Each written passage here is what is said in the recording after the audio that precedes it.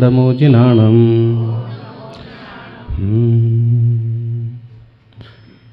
शुभ ध्यान में लौलीन हो तब घाति आचारोहने, सर्वज्ञ बोध विरागता को पालिया तब आपने।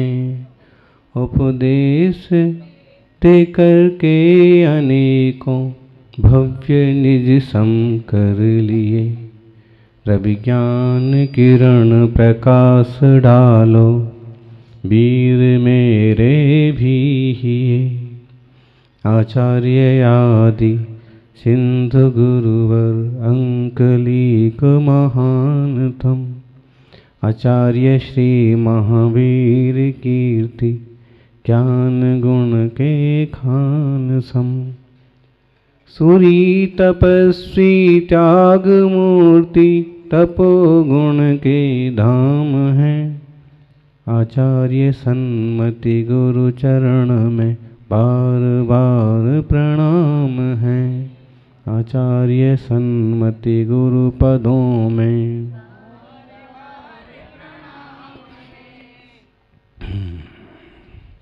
आदिम तीर्थेश्वर आदि विधाता आदिनाथ भगवान की जोर से, भगवान महावीर स्वामी की, आचार्य श्री आदि सागर जी महाराज की, आचार्य श्री महावीर कीर्ति महाराज की, तपस्वी सम्राट गुरुदेवाचार्य श्री सन्मति सागर जी महाराज की।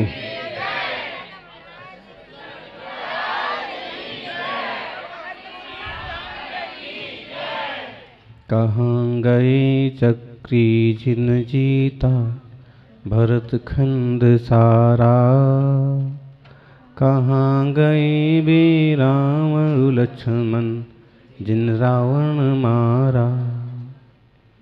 कहाँ कृष्ण रुक्मणी सतभामा अरु संपत्ति सगरी।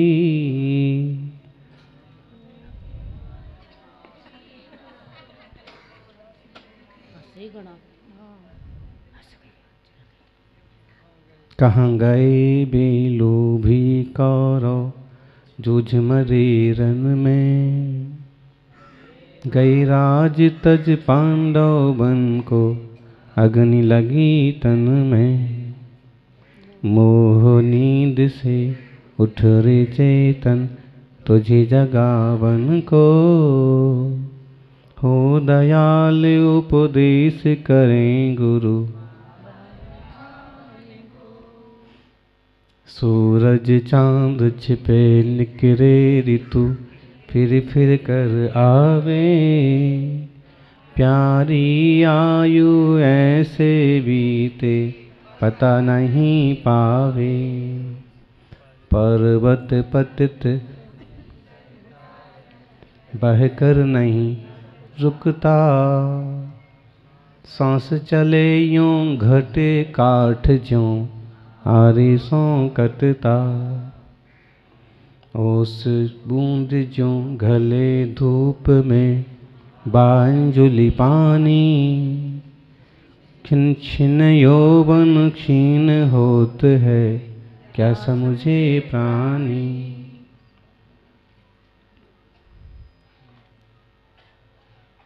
बारह भावनाओं में सबसे पहले अनित्य भावना का विवेचन किया जाता है। ये वाली 12 भावना हम लोगों ने बहुत पहले से सुनी, आपने सुनी कि नहीं, लेकिन बहुत गंभीर विषय है। जब बालक थे तब ये 12 भावना सुनते थे। बुजुर्ग प्रायः करके धार्मिक होते थे और यूं धार्मिक जीवन में हो ना हो लेकिन वे अपने सुबह का आरंभ अच्छे से करते थे, भगवान की पूजा भी करते थे और भले भी क्रियाकांड भी ही करते हों लेकिन फिर भी कुछ ना कुछ करते रहते थे। आज भी कई लोग धार्मिक मिलते हैं तो वह भोर में दादा उठ करके गाते थे, अब कहाँ गए चक्री जिन जीता भरत खंड सारा। कहाँ गए रामरु लक्ष्मण, प्रश्न पर प्रश्न है कि चक्रवर्ती कहाँ गए जिनने सारा अक्षय खंड जीत लिया। राम लक्ष्मण जो बहुत प्रसिद्ध हैं, आजकल के सारे देशों में भी उनके नाम से कोई ना कोई प्रोग्राम, कोई ना कोई ग्रंथ उपलब्ध है। फिर लौ भी कौरव भी कहाँ गए, और पांडव जिनने महाभारत जीत ली वो भी कहाँ गए, कृष्ण भी कहाँ गए, रुक्मणी भी कहाँ गए, सारे के सारे प्रश्न हैं। इतने सारे प्रश्न हैं और इनका सबका उत्तर अंततः एक है कि सब आए और अपनी आयु पूरी करके अपने अपने रास्ते चले गए। ये लोग तो कुछ ऐसे हुए कि जिन पर प्रश्न तो किया, पूछा तो सही कि ये गए कहाँ हैं। बाकी दुनिया में कितने सारे लोग आए और चले जाएं, उनके लिए पूछता कौन है कि गए कहाँ हैं।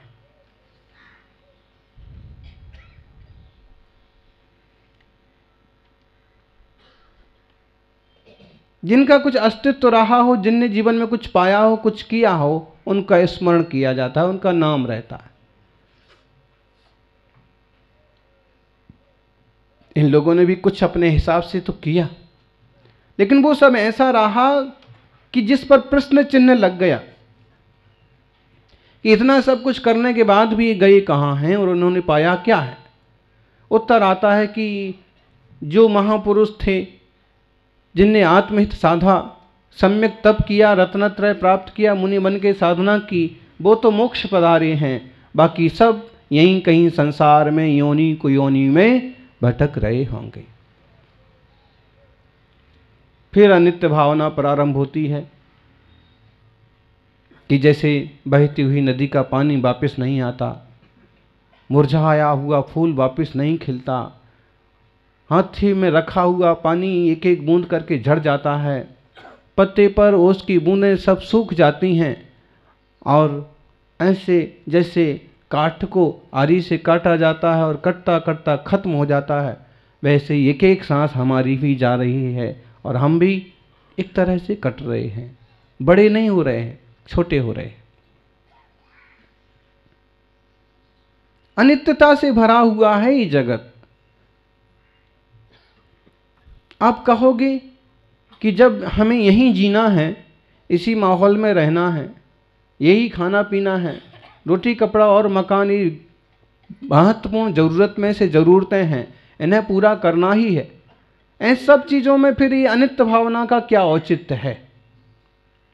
आप कितना भी कहोगे कि धन असार है, मकान असार है, घर कुटुंब असार है, लेकिन जो गृहस्थी हैं, जो संसारी हैं, उनको तो इसी में रुलना पचना है। तो ये अनित्य भावना को सुनने से, समझने से, बोलने से फायदा क्या है? શું फायदा છે?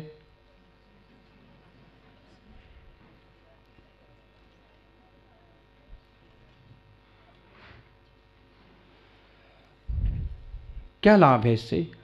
बहुत लाभ है। हम अनित्य भावना पर विचार करते हैं, चिंतन करते हैं, तो हमें बहुत ज़्यादा टेंशन नहीं आता। किसी विपरीत परिस्थिति में हम बहुत ज़्यादा दुखी नहीं होते हैं। किसी बहुत अच्छी चीज़ में हम बहुत ज़्यादा आसक्त नहीं होते हैं। अभी चुनाव हुए, कहाँ हुए चुनाव? जिन लोगों ने टोटल कर्तृत्व बुद्धि से मर जाऊंगा लेकिन जीत के रहूंगा, ऐसा करूंगा वैसा करूंगा, इस ढंग से जीजान से जो डूब गए थे और चुनाव लड़े, अब हारने के बाद सबसे ज़्यादा दुख उनको ही होना। और कोई ऐसे रहे हों थोड़े समझदार टाइप के कि अपना कर्तव्य है समाज सेवा के लिए, जनता की सेवा के लिए, पार्टी ने कहा है, ठीक खड़े हो जाते हैं, कोशिश करते हैं, जीतेंगे तो अच्छी बात है, सेवा करेंगे, ना जीतेंगे तो भी सेवा ही तो करना है। और प्रायः करके वो जीत जाएगा, और नहीं भी जीतेगा, हार गया, तो भी इतना खुन्नस, इतना क्लेश उसको नहीं होगा जितना जी जान से मरने वाले को होगा। ठीक है, ऐसा युग था, होता है, हर 5 साल में राजस्थान में सरकार बदलती है, बदल गई, जाने दो। अनित्य भावना समझने से या कुछ वस्तु स्थिति समझने से, थोड़ी सी विवेक वृद्धि होने से कुछ ये फायदे होते हैं। ये तो एक बहुत और मोटा और सामने का उदाहरण ले लिया, लेकिन आप व्यापार संबंधी लोग हैं। मुंबई के एक भाई कहने लगे, महाराज जी बहुत नुकसान हो गया, बहुत घाटा हो गया, हमारा व्यापार कम पड़ गया, नुकसान ज़्यादा हो गया, अमुक तरह से नुकसान हो गया, तमुक तरह से नुकसान हो गया। हमने उनको कहा कि कितना नुकसान हो गया, बहुत, बचा कितना है प्रॉपर्टी तो सारी है, सब चीज़ सुरक्षित है, उसकी बात नहीं, लेकिन काफ़ी नुकसान हो गया। हमने कहा कि तो इतना दुखी क्यों हो रहे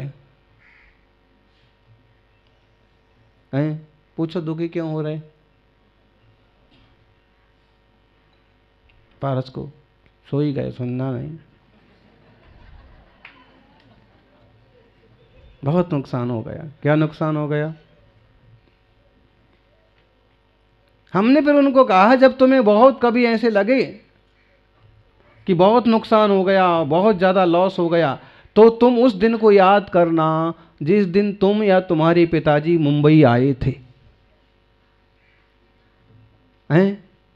ऐसे बोलते हैं मुंबई चतुर्मास में कुछ लोग, तो वो बोले कि मैं बड़ा आदमी, वो बोले कि मैं बड़ा आदमी और मैं यहाँ बहुत ताकतवान हूँ।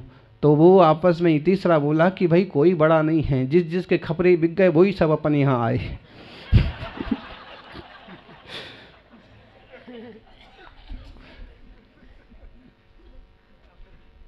खपरे बिक गए और कुछ और बोलते होंगे, हैं?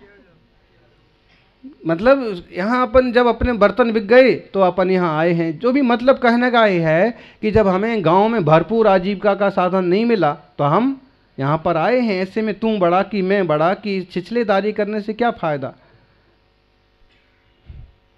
तो हमने उनको कहा कि ज़्यादा क्लेश हो ना तो विचार करना कि हम जब मुंबई आए थे तो क्या लाए थे।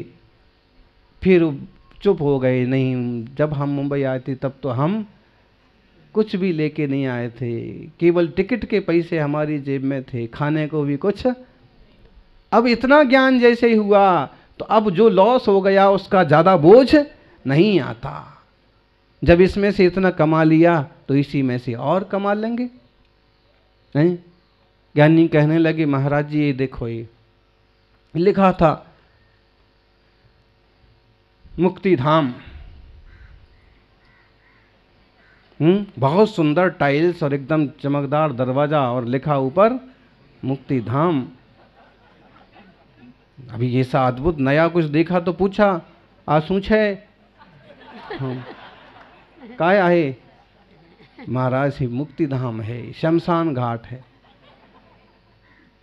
ये शमशान घाट है। वो कहे ये शमशान घाट है। हमने कहा तुम्हें तो यही शमशान घाट दिखता है, लेकिन ज्ञानी के लिए तो सारी मुंबई, सारी दुनिया ही शमशान घाट है। हर जगह हर समय जीवों का जीना मरना लगा हुआ है और वहाँ समुद्र पाटते जाते हैं और बिल्डिंग्स बनती जाती है गंदीवाड़ा में। सब बिल्कुल अछूत है संसार, छूने लायक नहीं है। अस्पृश्यता करते हैं कि ऐसा है वो वैसा है, वास्तव में अस्पृश्य किसी को मानना है तो अपने उन विकारी भावों को मानो जिनसे संसार परिभ्रमण चालू है।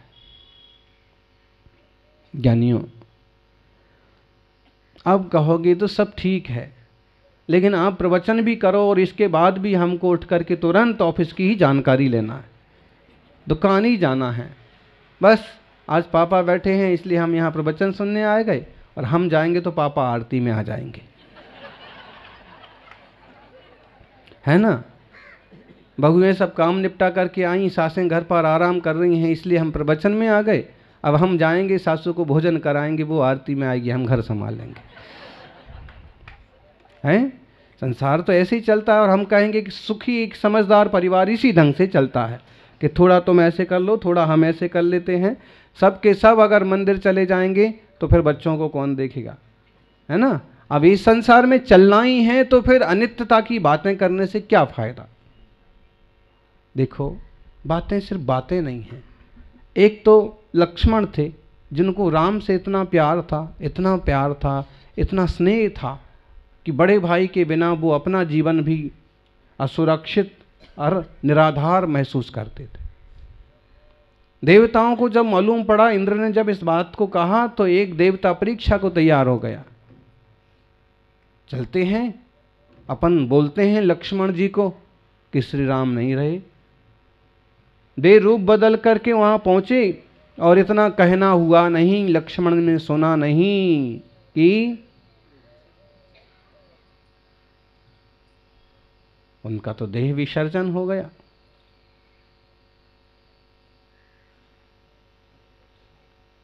फिर आगे की कथा आपको मालूम है, श्री राम को मालूम पड़ा तो वे भी खूब विलाप किए, लेकिन सम्यक दृष्टि थे तो हल्का फुल्का कुछ, चारित्र मोह तो इतना तीव्र था कि वह देह को लिए लिए घूमते रहे।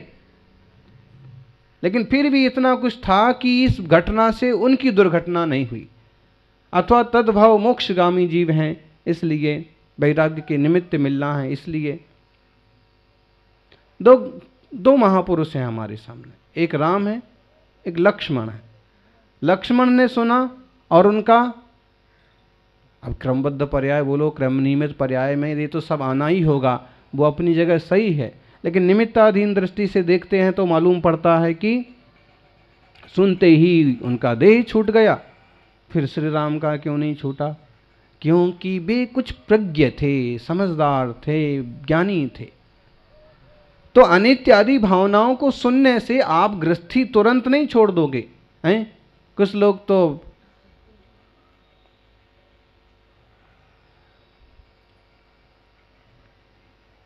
नहीं ही प्रवचन सुन रहे।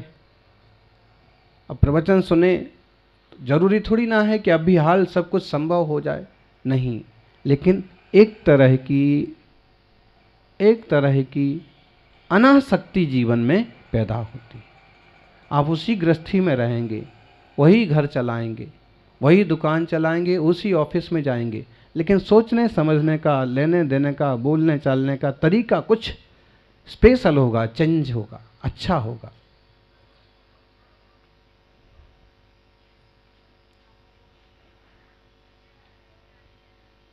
अभी आप मुनिश्री से सुन रहे थे हैं, सेठ जी ने बहुत अच्छा मकान बनाया, बहुत अच्छा बंगला बनाया, और बंगले की प्रशंसा कर रहे थे, खुश हो रहे थे। इसी बीच तपस्वी वहाँ से गुजरे, और जो है ना, कोई व्यक्ति ऐसा होता है कि वो प्रशंसा चाहता है, अपनी प्रशंसा चाहता है, अपने घर की प्रशंसा चाहता है, अपनी लाड़ी की प्रशंसा चाहता है, गाड़ी की प्रशंसा चाहता है। कोई प्रशंसा करे, वाह तुम्हारी गाड़ी तो कितनी बढ़िया है, तुम्हारी लाड़ी तो कितनी बढ़िया है।